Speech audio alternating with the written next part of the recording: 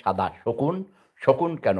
১৯৭১ সালের মহান মুক্তিযুদ্ধের সময় শকুন, কালো শকুনেরা আমাদের মানচিত্র চিবিয়ে এরকম ছিঁড়ে টুকরো, টুকরো করেছিল এবং বাংলাদেশের এই পৃথিবীর মানচিত্র থেকে বাংলাদেশ নামক একটি দেশ আছে, সেটাকে নিচ্ছিন্ন করতে চেয়েছিল।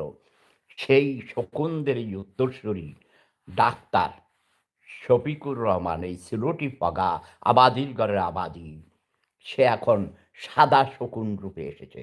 আপনারা সাদা শকুন বললেই বুঝবেন জামাতের আমির ডাক্তার শফিকুর রহমান। ঠিক আছে? কিন্তু তারাও যে সব খারাপ কথা বলে তা নয়। তাদের চেয়ে বেশি খারাপ করেছে খুনি জিয়াউর রহমান। বিএনপি জামাতের থেকে হাজার গুণ খারাপ। রাজাকারদের পুনর্বাসিত করেছে।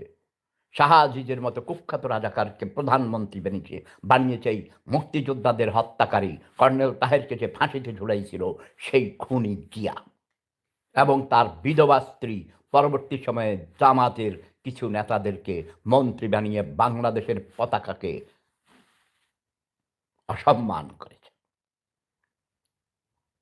এখন আমি যেটা বলছি, আমি বাংলাদেশে কোনো ফ্যামিলি চাই না, স্বৈরতন্ত্র চাই না। এখন আপনারা বলেন, আমার প্রিয় হাঁসু আপা, আমি এখনো বলবো হাঁসু আপাকে আমি শ্রদ্ধা করি। বঙ্গবন্ধুর ডাকে মহান মুক্তিযুদ্ধে গিয়েছি, বঙ্গবন্ধুর রাজনীতিরও সমালোচনা করেছি। বাকশাল গঠন অনেক আগে করা দরকার ছিল, দেরি হয়ে গেছে। যেমন করে এবার এই যে গত বছর যেই গণ অভ্যুত্থানের মাধ্যমে আমার হাঁসু আপাকে আপনাদের ভাষায় স্বৈরাচারী, আমি বলি লৌহ মানবিকা, most dynamic political leader in the world, all over the world. Okay, আমি চ্যালেঞ্জ দিয়ে বলতে পারি, আমি এগুলো পরে